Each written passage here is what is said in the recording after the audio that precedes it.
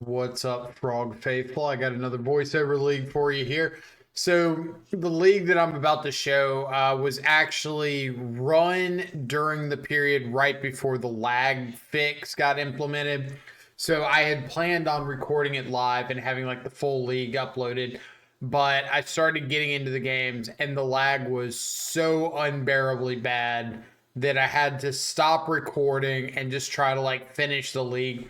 So if you see the title and the description of the video, you'll see it's a quote trophy league. You'll see what that means when we get later into the video, but it is some good matches. I hope you enjoy it. As always, I'll try my best to stop and comment where necessary, go over the lines, the thinking, all that sort of stuff, so you're not lost in whatever's going on. Down below, have links to all the socials, Twitter, Blue Sky, Discord, if you want to come talk about the list or others. Link to the Twitch if you want to check out a live stream. Now, the list on the screen and the lists that are in the description below are my current list. So at the time of running the league, the list was a little bit different, just messing around with stuff. But I'll go over some of the differences here.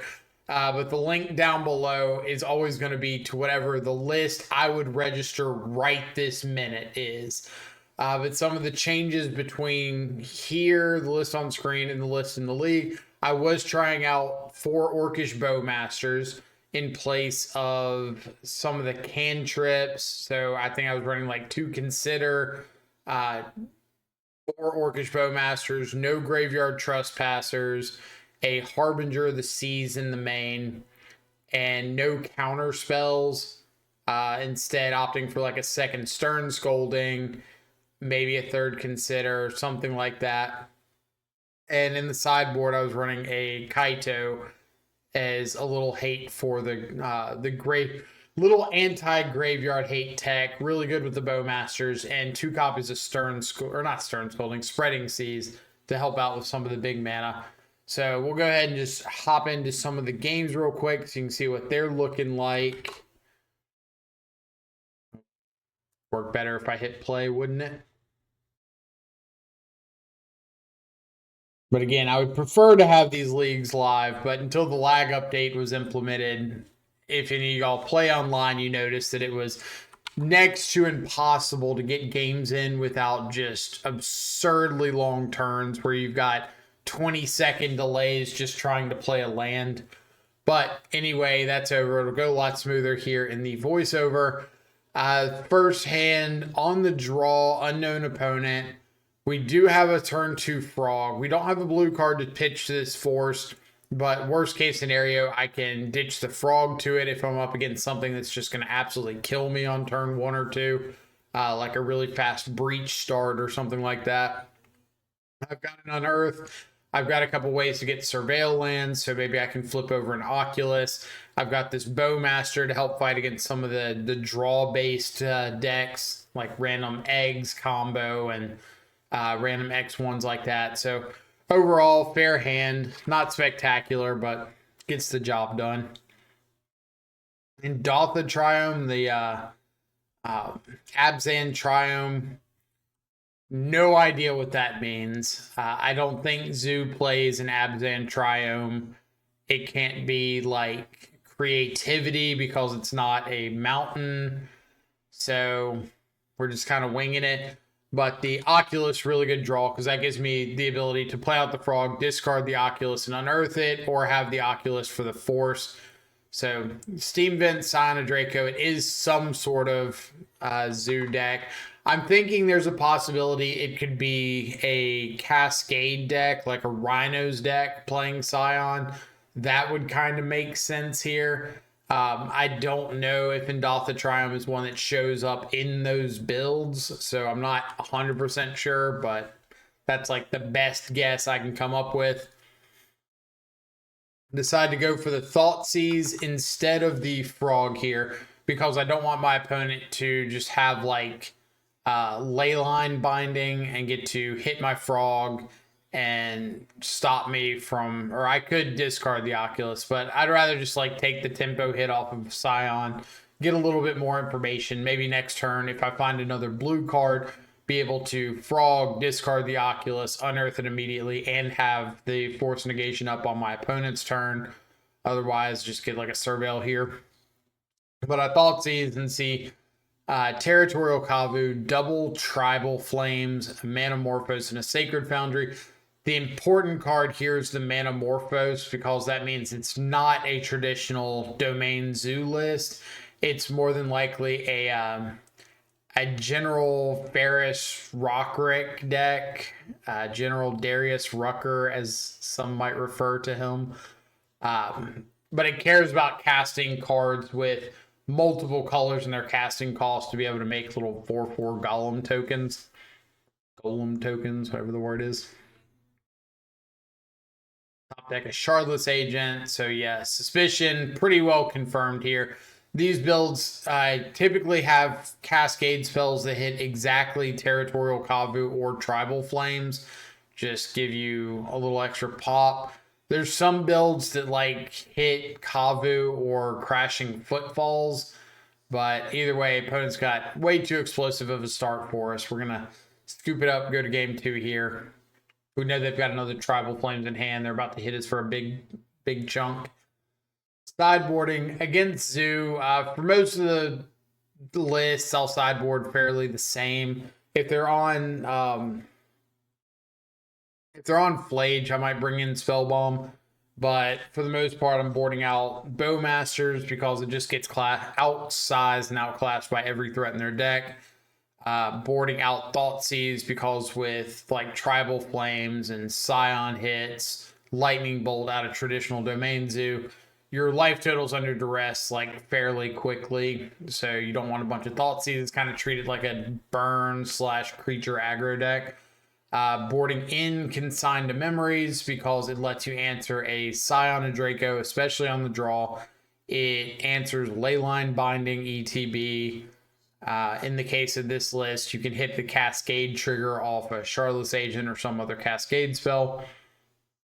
And boarding in Harbinger of the Seas, any extra copies of Harbinger of the Seas or Spreading Seas to help fight over the mana, potentially stop Domain. And yeah, that's about it.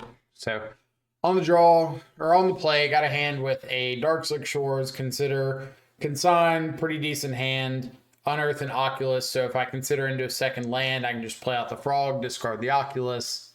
Kind of the combo.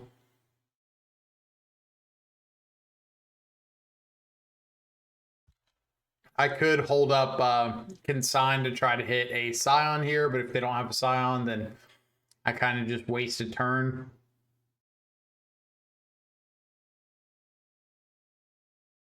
Turns out they do, but thankfully we're God gamers and we've got this Shoot the Sheriff for the Scion. We've got an Oculus to discard and go ahead and unearth. And even if they have like another Scion, we just have a Frog that's going to outgrow it. We have an Oculus that's outgrown it. We're going wide. So opponent scoops it up, go to game 3. Pretty good hand to have on the play right there.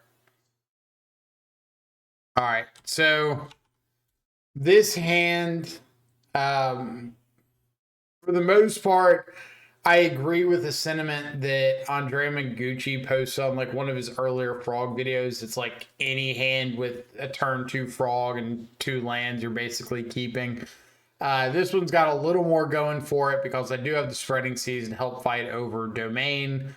High Toes, mostly because I had enough stuff I wanted to board out and not enough I wanted to board in. It does have the advantage of being pretty good into like stunning down a Kavu or stunning down a Scion, something like that. It's not the greatest, but like I said, it's mostly because I had more stuff that I wanted to board out and not enough stuff I wanted to board in.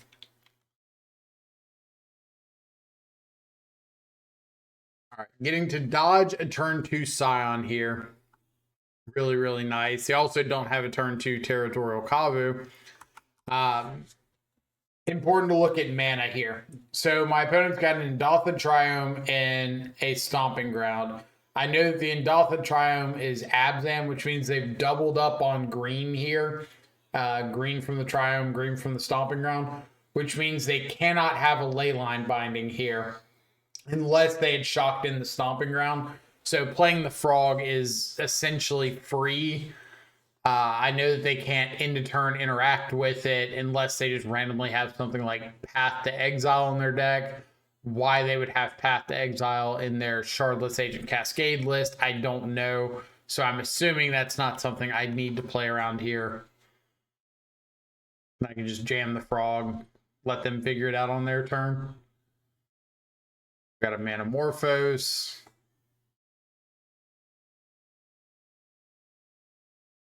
Tribal Flames the Frog. I thought about this one a little bit after the fact, and I probably should have just ditched 4 and saved the Frog. If they're like main phase Tribal Flamesing this Frog, then I have a pretty good guess that they don't have a follow-up. And the only way they can follow up with like a leyline binding would be if they had a Hallowed Fountain in their deck, which is very, very unlikely because they need white mana and blue to get domain. Really, really unlikely that's the case. So I probably should have just said like ditch the 2 lands or ditch 3 lands and like Kaito, keep the Spreading Seas, and go from there. I'd have like a Frog hit to redraw, Spreading Seas redraws, draw for turn, basically a whole new hand. So yeah, I think that was a little bit of a mistake here that I should have just saved it. I kept thinking like, okay, well, I take this next turn, Spreading Seas them, their mana is not very good. I shut them off of like white and black if I take the Triome out, which means a lot of their domain cards get a lot worse. And then turn 4, I can just like slam Kaito and go from there. But I think that was being a little bit greedy. So Shardless Agent into a Rest in Peace.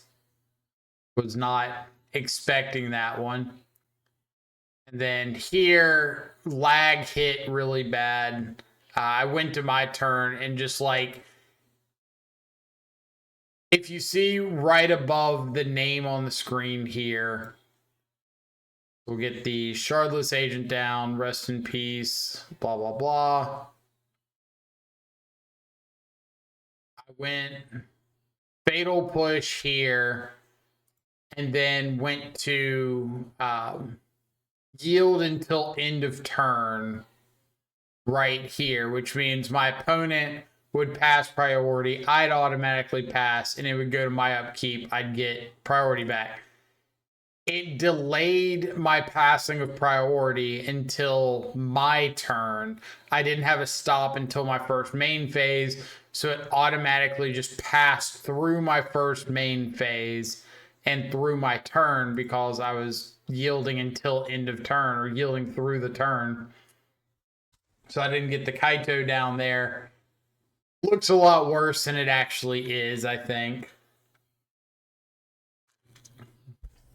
Here's a General Darius Rucker himself. Card that we are not very well equipped to get off of the battlefield, unfortunately. That's all we have is Fatal Push. Kaito can, in this case, stun it down, so just slow the clock a little bit. They've got Tribal Flames for the Kaito. We've got Force. They got Leyline Binding. And now we're in a top deck war. That's pretty good top deck. Play out the fetch because I've got another Surveil land and I want to have a little more ability to adjust my draws, which Harbinger being right on top of the deck is a perfect draw.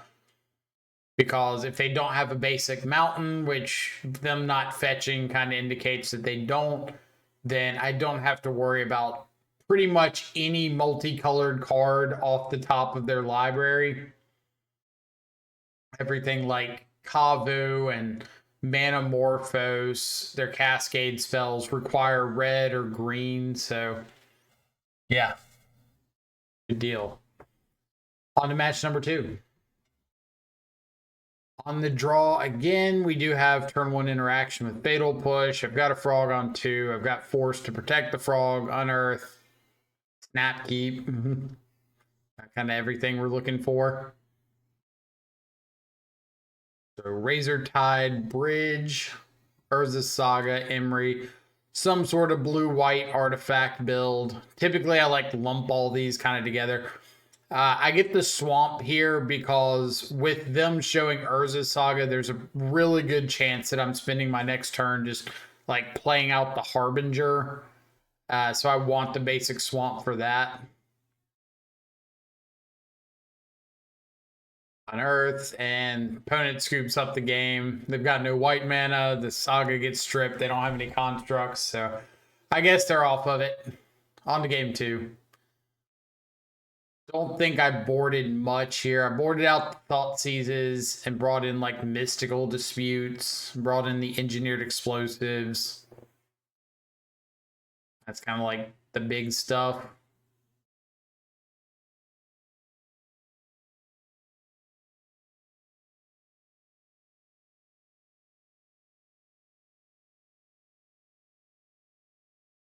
Opponent gets an Emery down, but they don't have anything to recast from the graveyard, which is kind of cool. If they want to loop Soul Guide, they can. It's not the scariest thing in the world.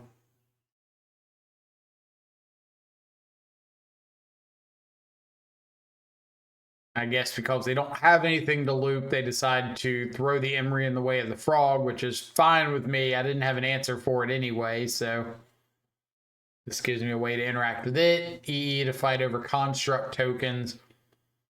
This is one of those situations where a lot of the Esper splashes are really trying out pest control.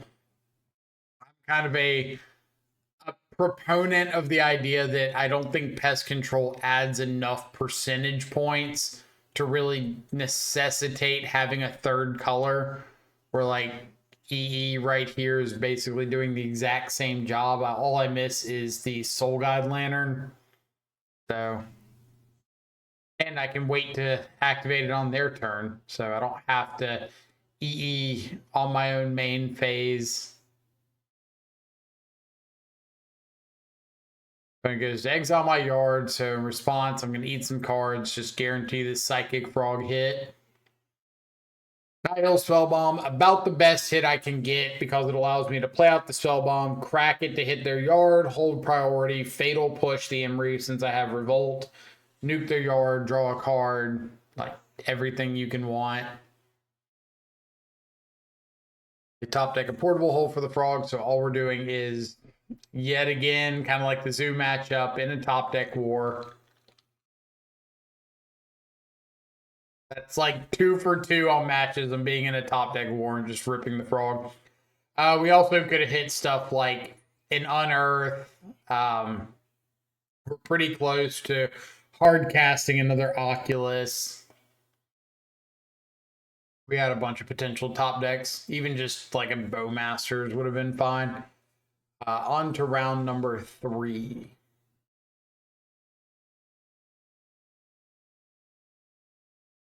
On the play for once for the frog. So, math-wise, statistics-wise, if you have a 4 of in your deck, then there's somewhere around like a 42% chance to have it in your opening 7 on the play. So, over the course of a tournament, if we're talking roughly 50% of your matches are on the play, and out of that 50%, we'll just round up and say like 50% of your games, you've got a frog in your opening hand, not factoring in the chances that you don't have the mana to cast the frog on turn 2. You're still talking about like a quarter of your games over the course of a large tournament that are free if you can set up frog. The reason I say free is like frog is arguably the best 2-drop to play out, snowballing you the game and like getting an advantage on cards, on clock, everything you could want out of a tempo efficient 2-drop. And so if you're able to build your deck in a way that maximizes that, so in my opinion, like Thoughtseize is really good right now for helping to maximize Frog. Counterspell's also really good. Force Negation's really good because they all allow you to like set up playing your Frog on 2, protect your Frog after that, and give you that 25% like free win percentage, where over the course of a long tournament, those games obviously add up a substantial amount. If you're able to say, okay, 25% of my games, I get a free win, that translates to, over the course of a tournament, maybe 25% of your matches. So if you've got 15 matches with 3 to 4 of those matches being free is a substantial amount of matches, especially when you can add in things like blind flipping over an Oculus and unearth it being free, or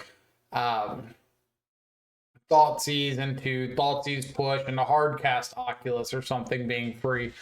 So all that to say, weigh the Frog hands fairly heavily. It's the best card in the deck by a pretty good margin, and there's reason for that. So a lot of times you'll see me keep hands like this, where the 7 as a group isn't the strongest bunch of cards. Like having 4 lands is a little high. Bowmaster may or may not be good. Fatal Push may or may not be good. But turn 2 Frog on the play kind of pumps the percentages up of just about any hand.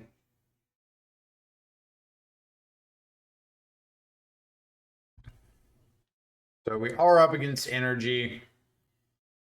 Not what we want to see with our turn 2 Frog hand, but c'est la vie.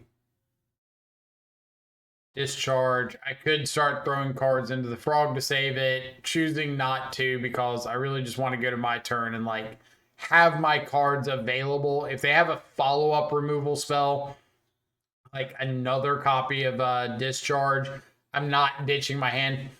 All right.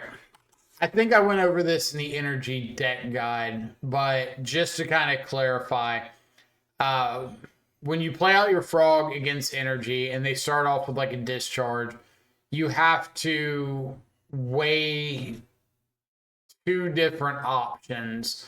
The first option is, if they have a second Discharge, are you willing to pay for it? So if I've got a Frog out and 5 cards in my hand, my opponent plays a Discharge, I can ditch 2, and if they play another Discharge, I can ditch 3 more and save the Frog.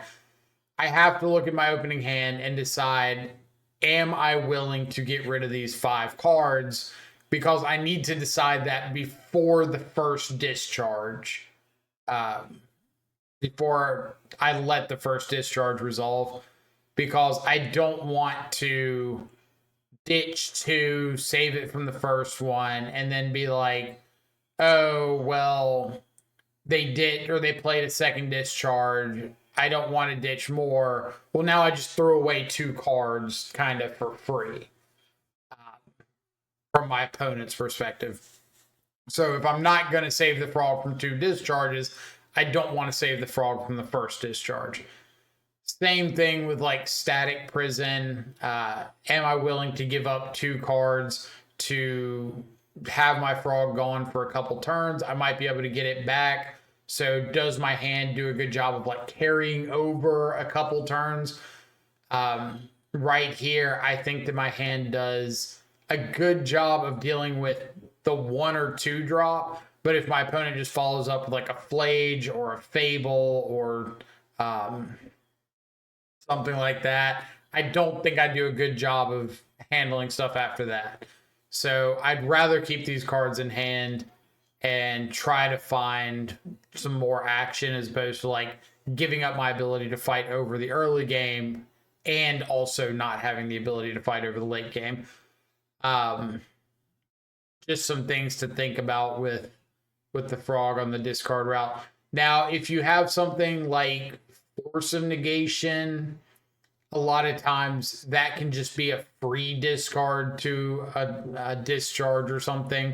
Because if you've got force blue card and you could force the discharge, then you can ditch them for the same cost from hand, but you get the advantage of having the 2/1/1 counters on the frog. So sometimes if you're like going to force a negation, it's better to just ditch them. Either way, a lot to talk about. So we're going to our turn 4. Opponent did miss their third land drop. The Ophelia here. I could Stern Scolding the Ophelia, but without a follow-up, the Ophelia doesn't really matter. We get really rewarded by them going for the dashed Ragavan here. So now I get to Bowmaster down the Ragavan and put a double block on the Ophelia. So patience paying off. I'm usually trying to save the Stern Scoldings really aggressively for stuff like Seasoned Pyromancer or Johnny, like the natural 2-for-1s. Ophelia is not a natural 2-for-1. It does require something else with it.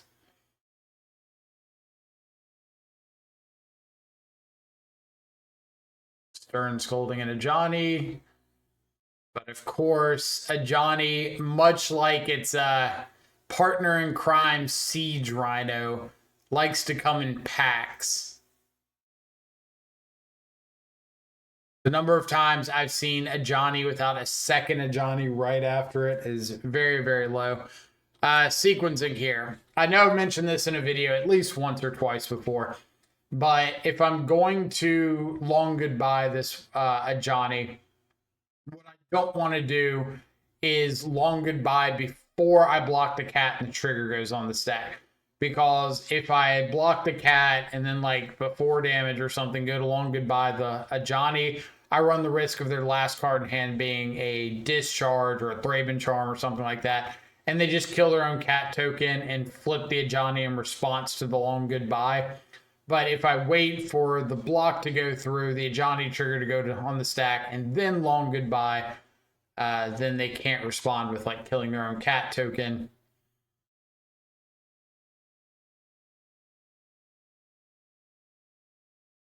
And I definitely don't want to wait for it to flip because they get priority. Playing this land here, you might look at the land and say like, oh, why aren't you holding that for frog? It's a free 1/1 counter on frog. Well, I've already seen a frog, so the odds are like slightly higher that I'm going to see an Oculus as opposed to a frog. And if I see an Oculus, then I want that 6th land in play so I can play it out, hold up hardcast, force a negation. If I wait and find an Oculus and play out the Darkslick Shores, then it's coming into play tapped. I can't have the force up. So it's a bit of a hedge in case I top deck an Oculus. If it were an untapped land, like another island or a swamp or something, then I wouldn't play it out here. But because it is a tapped land, I'm going ahead and playing it out. Guide of Souls is fine. Rewarded for the Darkslick Shoreline.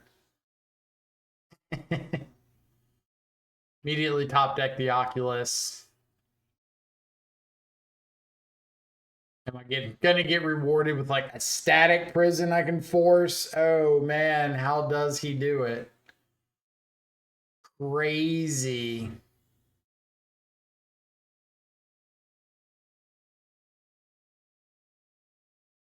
Almost like having a plan behind your plays can be rewarding sometimes.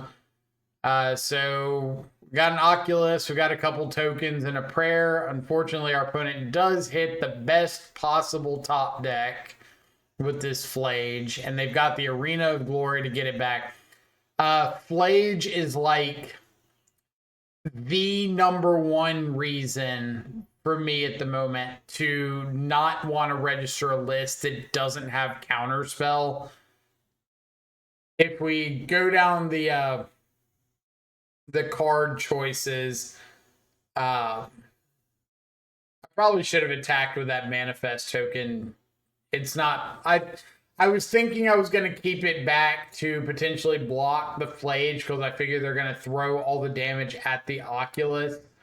But with making a token, I don't really need to do that because I'm not dead to Flage upstairs attack, and I'm not dead to Flage kill the token and attack.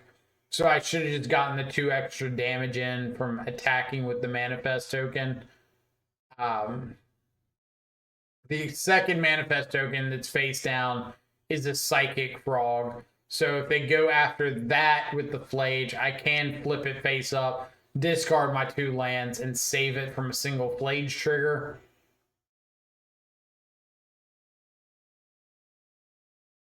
But back to the counterspell situation. If you're not running counterspell, then your answers to an escape Flage are like Revolted Fatal Push, Long Goodbye, Shoot the Sheriff, and that's about it because all of your counters are Force Negation, Stern Scolding, Spell Snare, none of which hit Flage.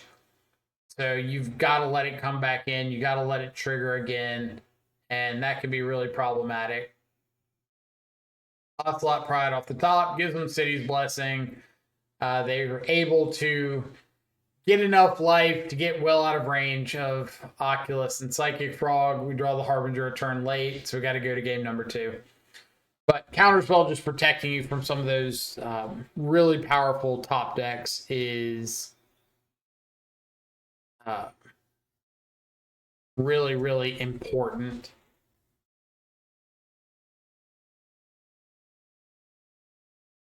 So on the draw, or no, on the play this one, yeah. I had a Stern Scolding on 1. If I actually needed to use it, Bowmaster can fight over Ocelot Pride. Now, I do think that Bowmaster is not that particularly good into energy. It deals with like Ocelot Pride if you're on the play. Otherwise, it's pretty lackluster.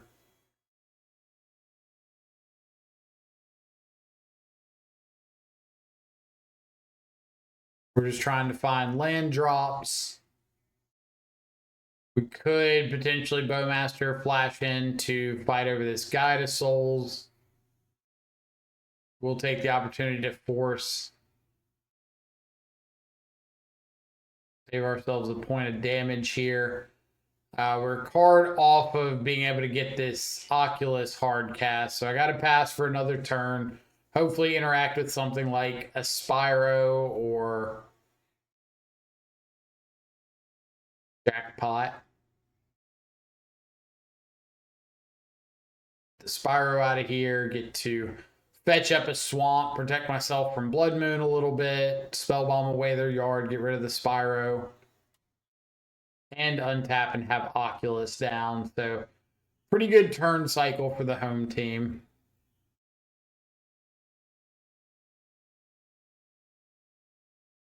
I think the turn cycles that you get to capitalize on the Oculus, like make a token, are, I'm going to say this, and it sounds so obvious when you say it, but like the turns that you're able to play out an Oculus and guarantee you get a token are so much better than just the blind unearths.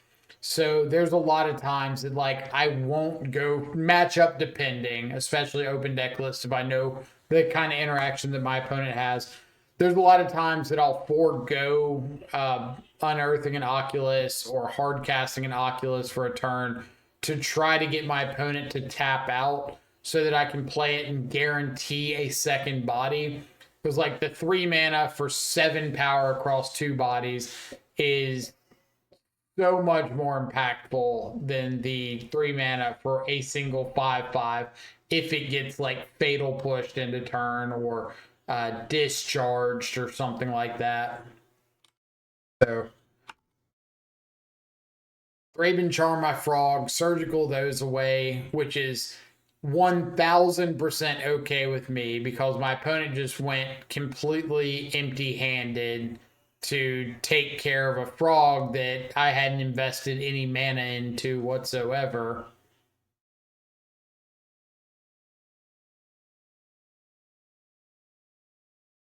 And now you might say, well, end of turn, you didn't flash in the Bowmaster. Why didn't you flash in the Bowmaster? And it's because if I did, I wasn't guaranteeing lethal anyway. If I ping them down to 7, go to my turn, attack with the Oculus, the Manifest, the Bowmaster, and the Bowmaster token, the opponent can Guide of Souls, block the Manifest token, sack it, shoot the Bowmaster, take 6, go down to 1.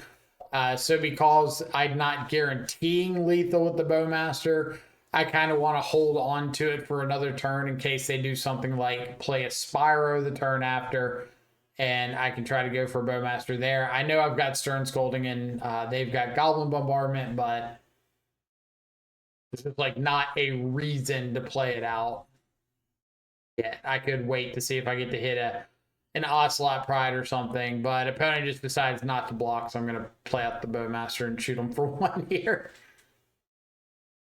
Yay. So I went from not having lethal to having lethal by just not playing out the Bowmaster. On to game 3. On the draw, we've got a Stern Scolding, Forest Frog. I will say this hand is one where the only thing that can possibly happen on turn 1 that is problematic for me is that Ragavan right there. So top decking the Fatal Push aside, like obviously God tier gamer, we don't miss on top decks.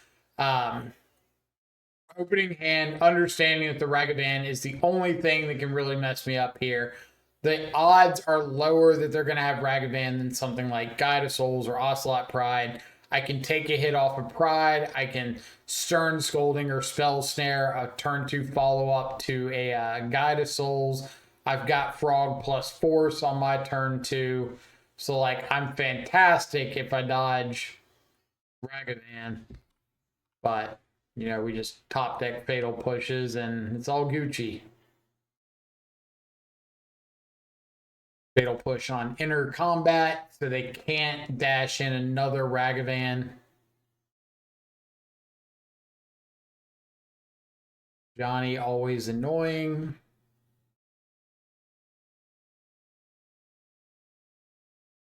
I think my reason for not playing out the Frog here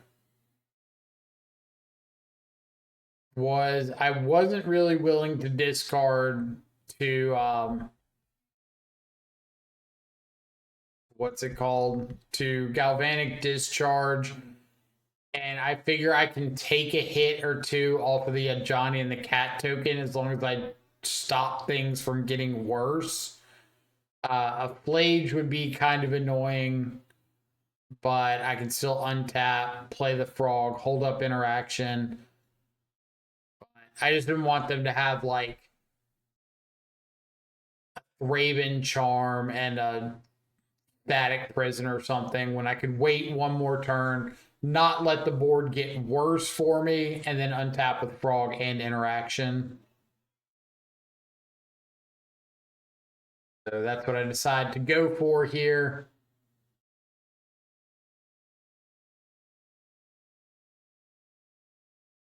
Even if they surveil over a Flage, they can't escape it right now, but they do keep something on top.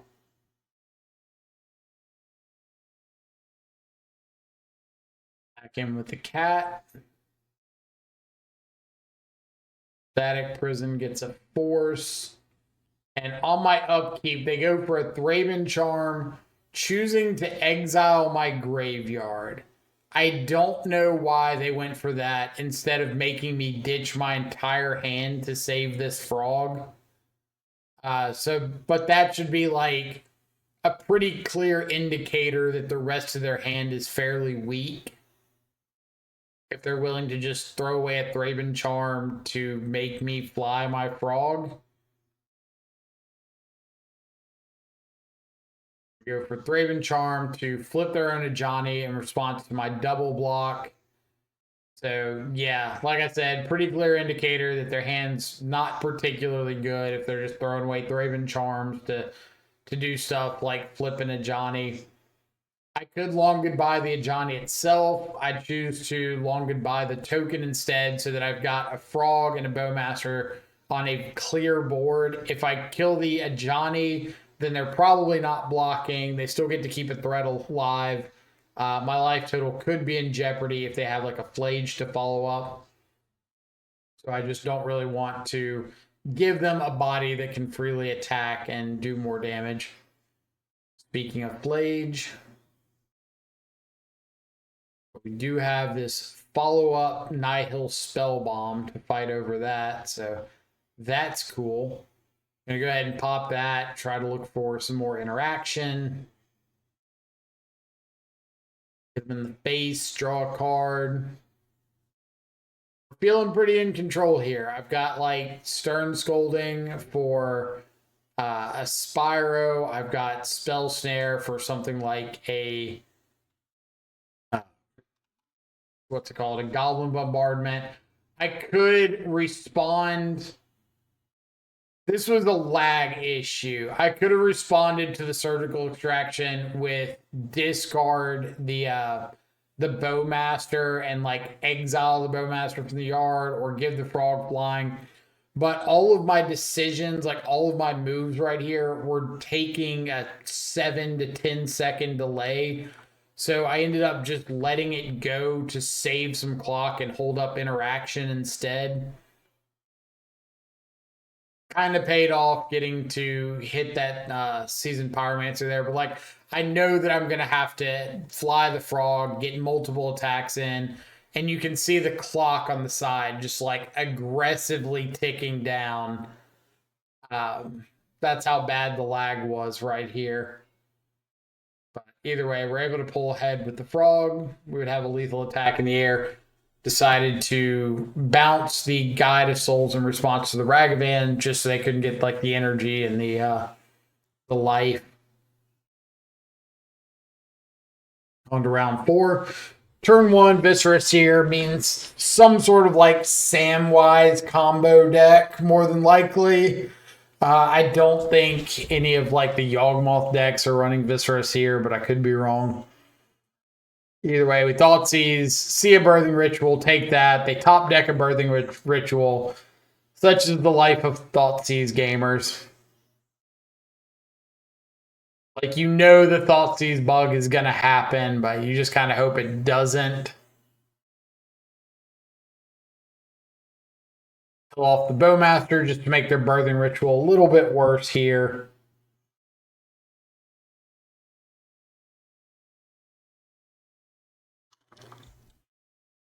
Unfortunately, they flip into a cat and kind of like one of the best targets they can hit. They've got 6 in hand. They got Viscera Seer and Samwise in the yard. So if they're able to just find a couple pieces of real estate, a couple lands, then they can just play the Samwise and the Viscera Seer from the yard and have the combo available. I missed out on my 3rd land drop on turn 3, so it makes it a little bit worse for me getting this Harbinger into play. Kill the Cauldron Familiar before end of turn to try to make the Birthing Ritual worse, because I'm assuming with like Court of Calling and 6, there's probably not much they want to sack this 6 into, if anything. Now, my thought here was I get the Harbinger down. My opponent has no access to black or white mana, so they can't like ditch a land, recast the Cauldron Familiar or the Samwise or the Viscera Seer from the yard. They could play another breeding or Birthing Ritual, but I already don't care about them having the 6 because there's nothing to sack it into that's worth much. So I think I'm in good shape. Maybe 6 can attack over and like flip over a plains or a swamp that they can get back and be able to cast something.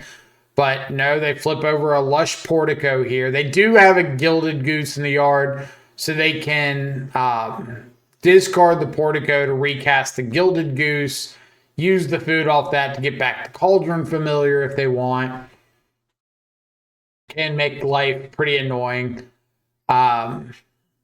Or they can just top deck the swamp and be able to cast from the yard.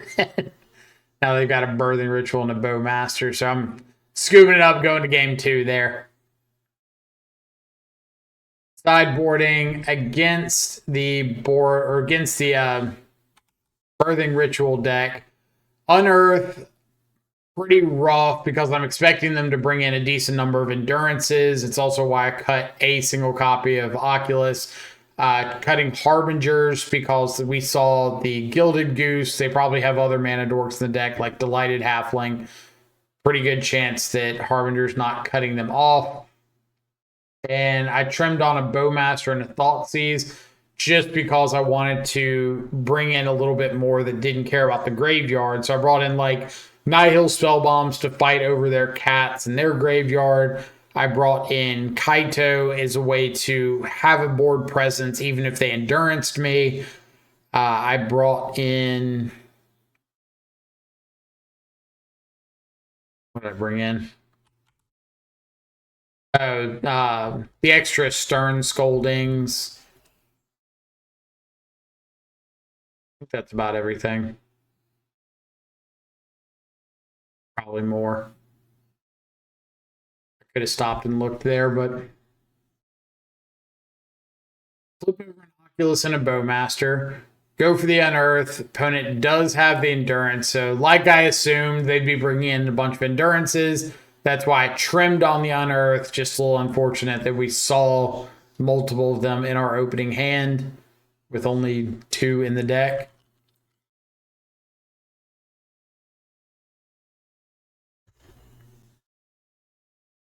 Got the turn 2 Birthing Ritual. A little bit worse when they don't have any creatures in play. Now you notice I did leave in the Force Negations because they're like a combo deck that's trying to get specific pieces. They have 4 what's it called? 4 Birthing Rituals and 4 Green Sun Zenith, 4 Corda Callings. So I can interact with those with Force. That's like a decent amount. They could have Agatha's Soul Cauldron. Just enough potential targets for me to want to have access to Force. So I can play out a threat and try to force a tutor effect on their turn. Oh, Surgical Extraction was another card I brought in. I've been like wavering on Surgical a little bit. I think it's fine. I think a lot of decks are very, very redundant in what they can do around Surgical. There's a couple combo decks that if you hit a very specific piece, you can just shut out the game completely. Like if you hit a Belcher against Belcher, it's probably just an auto win. If you hit a Underworld Breach against Breach, it's probably a good chance you just win the game. But there's a lot of things, like a lot of value graveyard decks that you hit a piece and they don't really care. They just do something else. Like we saw our opponent Surgical our Frogs earlier, and we just didn't care. We killed them with Oculus. So I wouldn't overboard Surgical in the current meta, but it's fine to have access to. So they ditch a Cauldron Familiar, get another Amalia. We're going to fly our Frog, try to get some damage in. We've got the backup Oculus. We just need our opponent to like not have a good top deck and then not find anything off their Birthing Ritual. Decide to go ahead and Fatal Push the Cauldron Familiar because they have no food at the moment. And Endurance is annoying, but fine. Endurance into a 6 is more annoying.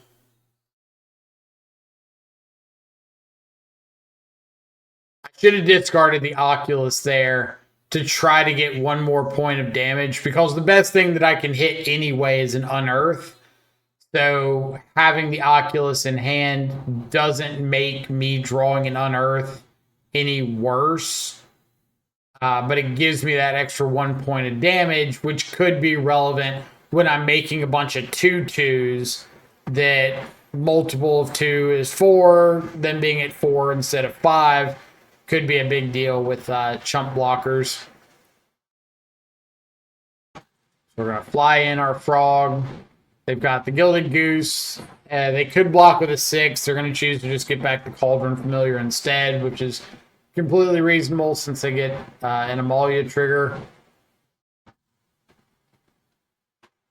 Got more bodies.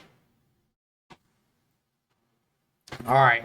So this top deck Grist sacks off the Familiar and shoots the Frog. I'm really surprised that they didn't go to kill the Oculus instead. Birthing Ritual misses. We would have had 4 lethal attackers. But killing the Oculus seems like the better long game plan because it stops me from making an extra token every turn. But if they decided that the game's just like not going much farther anyway, then I can see it being reasonable. This hand, I kept almost entirely behind Thoughtseize Surgical because I thought if I Thoughtseize part of the combo and Surgical, I can stop that. Or if I Thoughtseize like a Birthing Ritual, maybe that's something I'm interested in surgicaling. Unfortunately, our opponent's hand just like, I'm guessing, flooded out from there. They didn't want to deal with the frog attacking and giving me more value, so they decided to scoop up game 3 there. And we are on to match number 5. So this is our trophy match. This is where all of the culmination of our trophy league jokes is going to come into play. And I've said so many times on stream that I am completely convinced, and I mean this in like the most confirmation bias way possible, completely convinced that there is a Moto algorithm behind the scenes that says, okay, you're registering these kind of cards.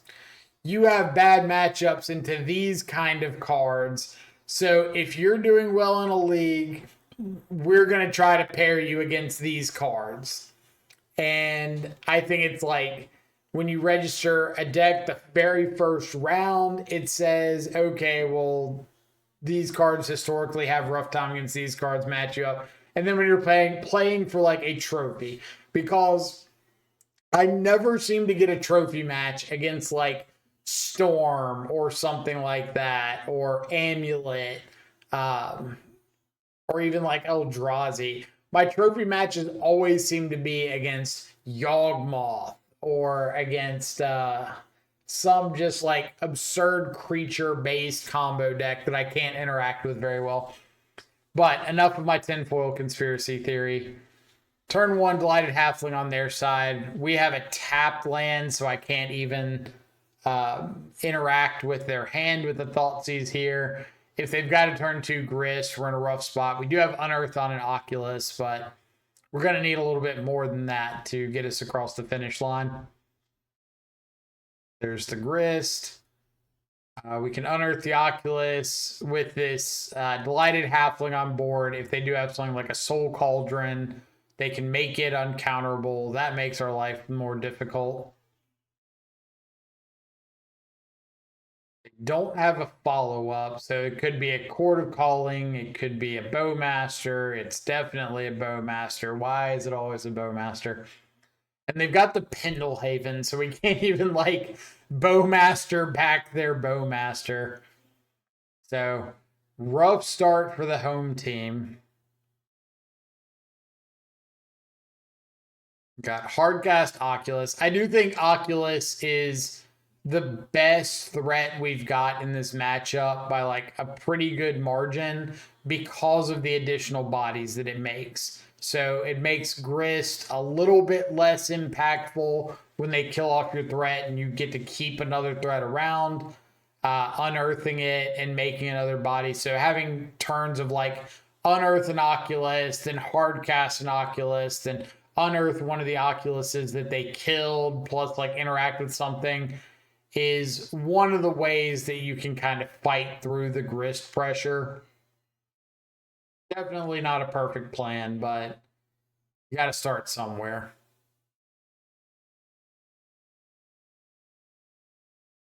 So we can actually start attacking here, which is a big deal because we got to get the game over with. They've got Walking Ballista, Grist, Yawg in the graveyard, like 3 of the absolute most dangerous targets they could have if they find a Soul Cauldron.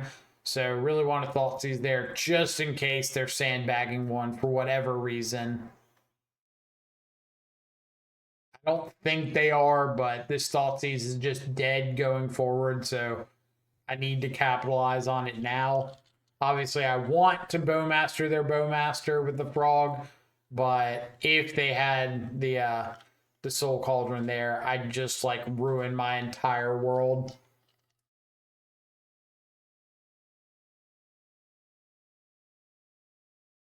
Decide to attack with the token so that if they go for a block with like the Bowmaster and plan on Pendlehaven, I can respond to the Pendlehaven activation with Bowmaster their Bowmaster.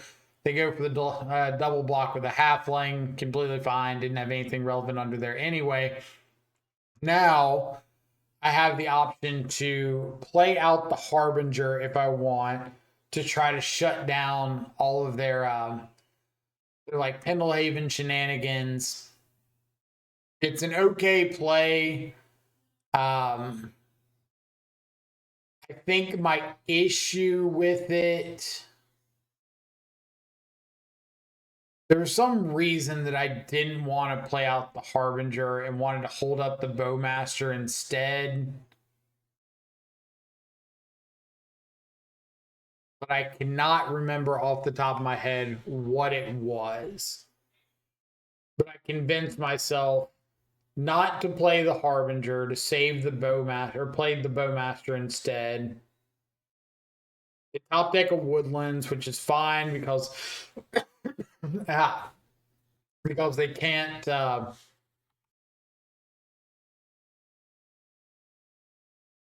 activate the Woodlands right now with only 3 card types in their yard. They got Artifact, Creature, Planeswalker, and that's it. I, however, top deck some pretty good cards with Unearth. So I guess pretty good single card. Get our Harbinger down, shut off Woodland, shut off Pendlehaven. Fly the Frog, go ahead and get a little trigger with that. Now they did Pendlehaven the Orc Army token instead of the Bowmaster, so I could shoot the Bowmaster before all these triggers resolve, but I would much rather unearth the Oculus than like just 1-for-1 their Bowmaster and not be able to attack him with the Bowmaster anyway. Find another Oculus off the top of the library, and that should be pretty close to sealing the deal. They can't cord here. They don't have enough green cards / lands available. I can Bowmaster down their Bowmaster so they can't Pendlehaven it.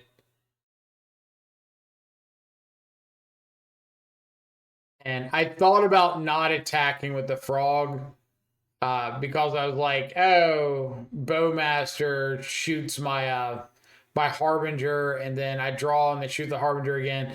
And then I remembered that Halfling can't make black mana for non-legendary spells, so they can't have Bowmaster here anyway. And we just get to kind of flood the board. Now, I will say, you can notice on the clock that, like, I'm at 10 minutes, my opponent's at 16. Lag was kicking in really, really bad this game. I will preface the rest of my statements regarding the lag on Magic Online and things like sportsmanship by saying I never think anybody is required to scoop to anyone for any reason. If your opponent's lagging out, that's not your fault. You do not have to scoop. If your opponent is like triple queued, especially if they're playing a combo, even if it's like an infinite combo that they've demonstrated a loop, there's no requirement for you to scoop. If you don't want to scoop, you do not have to scoop. You should never feel bad about not scooping, anything like that. That being said, I do think there was a little milking of the lag here.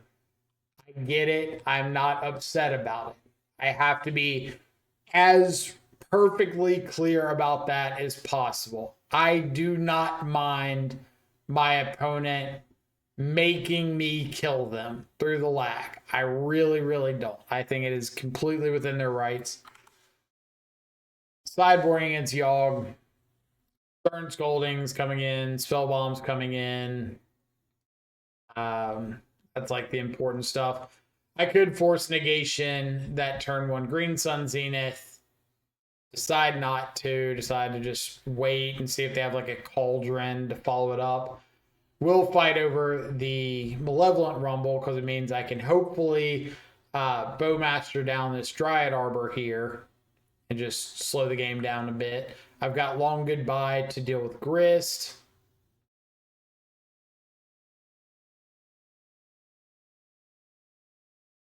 So I was waiting for the fetch so that if they had a Veil of Summer, they wouldn't be able to veil me Bowmastering their Dryad Arbor.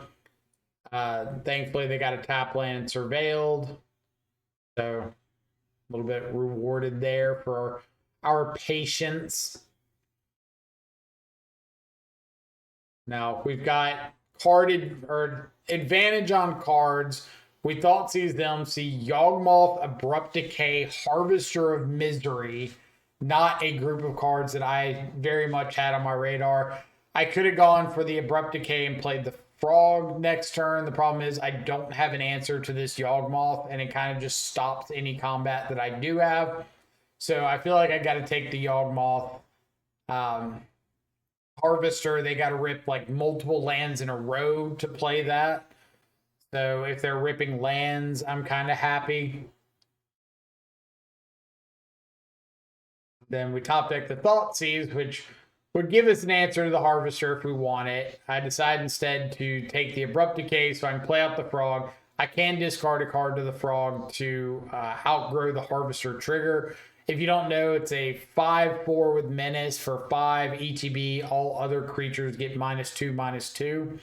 So we'll be able to kill off my Bowmaster and the Arc Army token.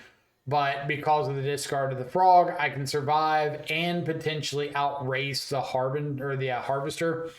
So if I'm assuming that my opponent is not going to draw anything relevant for the rest of the game, I can fly the Frog, discard 2, hit them for 4 down to 10.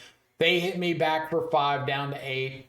I draw for the turn. I got draw from Frog last turn, draw for turn, discard a card, hit them down 4/5, 2/5, draw back, and have lethal the turn after. Realistically, I don't want to discard both of my cards here because I need interaction in case they just don't brick off. So if I discard like the Spell Snare, I can save the Long Goodbye for a Grist. I can save it for like a Scavenging Ooze or something, Keen Eye Curator, and have a little more potential to interact with whatever they're going to do.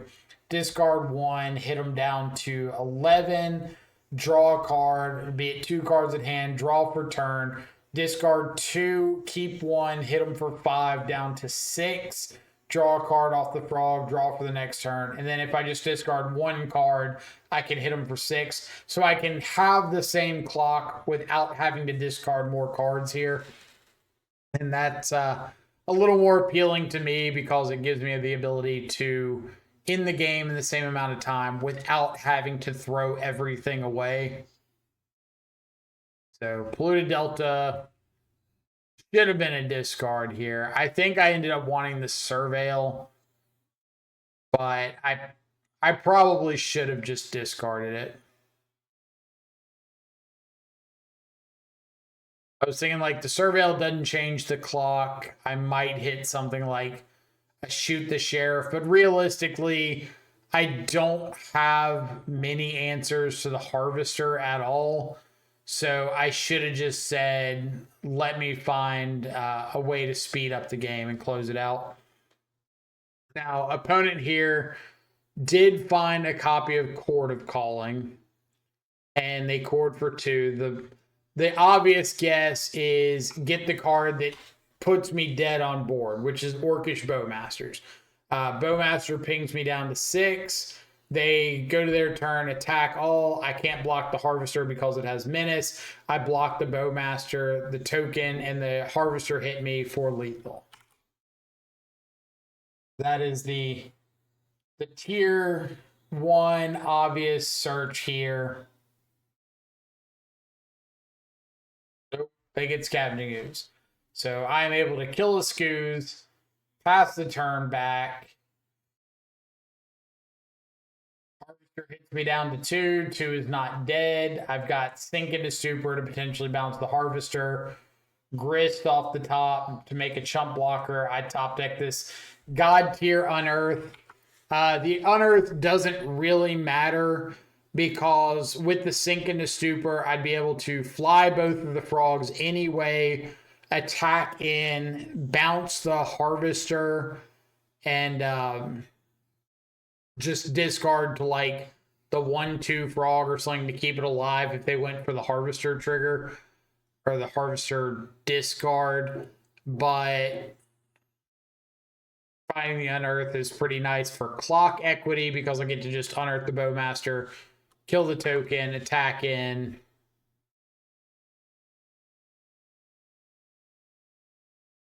This is where like the big lag spike hits.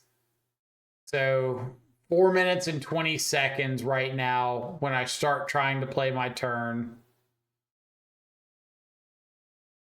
3 minutes and 4 seconds. We're down to 2.5 minutes, 2 minutes on the clock. So we went through 2.5 minutes to unearth the Bowmaster, shoot the token, double hit the Grist, because if I draw the 2 cards, I've got Bowmaster and Orc Army to block the Harvester. I ended up drawing into an Oculus. I had Sink into Stupor to bounce the Harvester, so I wasn't afraid of the Harvester.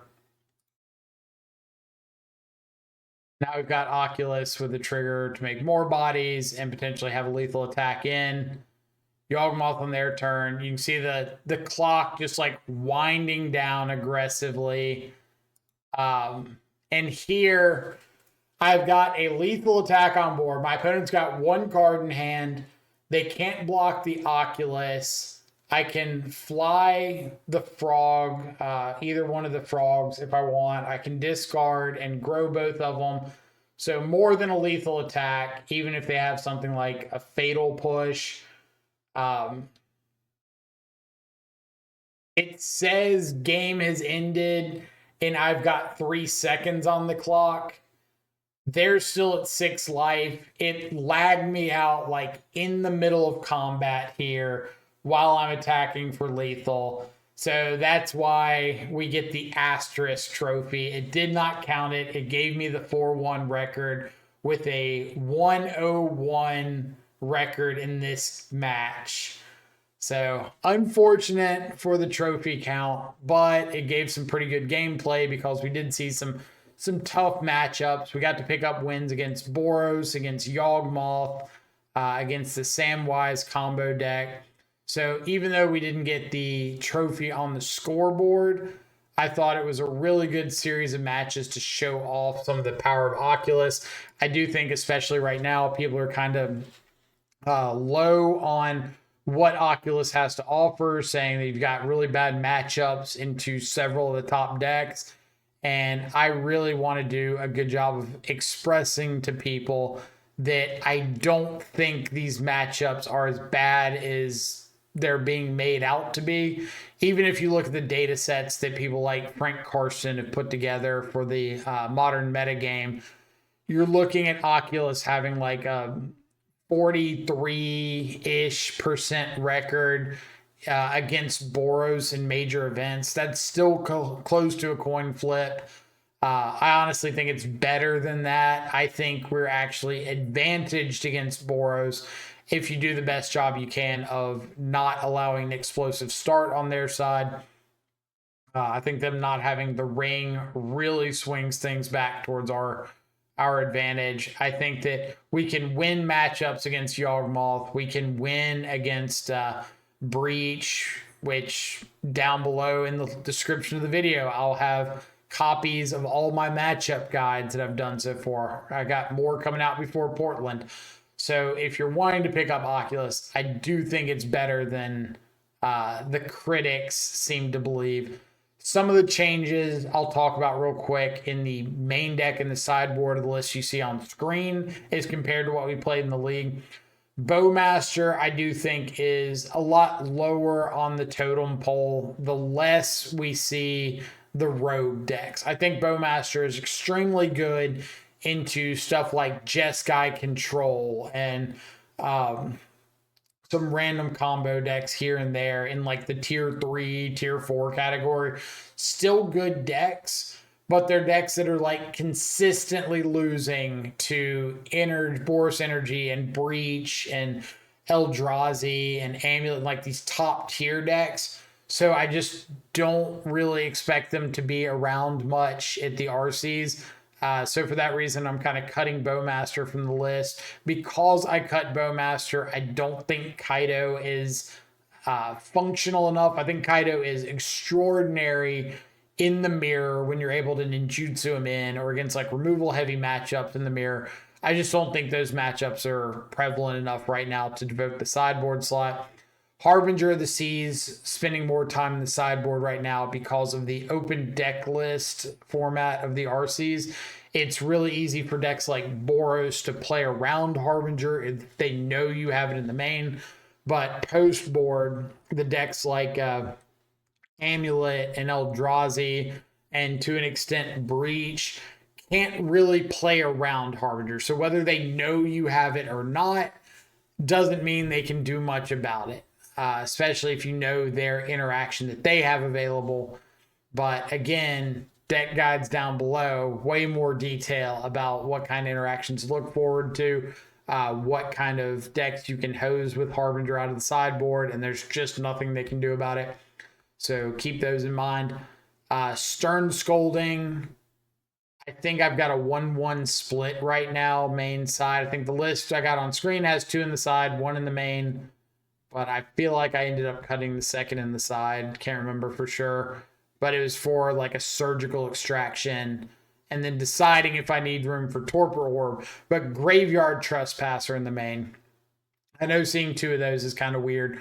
But it's excellent, excellent, excellent against energy. It's really solid into Breach for being able to take out like combo pieces or artifacts for Emery value. And then it's one of the best main deckable cards we have against the blink decks, the black-white blink decks, because them evoking a Solitude, targeting a Trespasser, discarding to Solitude, discarding to the Graveyard Trespasser ward trigger is a big deal. They can't blink it without having to lose a card. It can hit creatures out of their yard on attack or ETB to make their Bale Mercs a little bit worse. It's not a perfect plan, but it's just about gaining a couple percentage points there for what's likely to be a popular matchup. I haven't tried Torpor Orb yet, but that's on the radar. And I'm going to be trying out Dolthy Voidwalker as a card a lot of people have been liking against Breach. Really, I don't think the Breach matchup's that bad, so I don't feel like you need Dolthy. But if you get another card that's decent into like Breach and Eldrazi, could be okay into Blink, then it's worth checking out at least. Other than that, hope you all enjoy the video and the commentary. I'm sorry this couldn't be a live video and had to be a voiceover, but again, the lag would have made it absolutely miserable to watch in a full-length video. I think the entire league ended up being like 3.5 hours or something insane like that. But go check out some of the other videos. Hope you enjoy those as well. As always, everybody have a fantastic rest of your day. Enjoy some good food and company. I'll catch y'all back live later. Adios for now.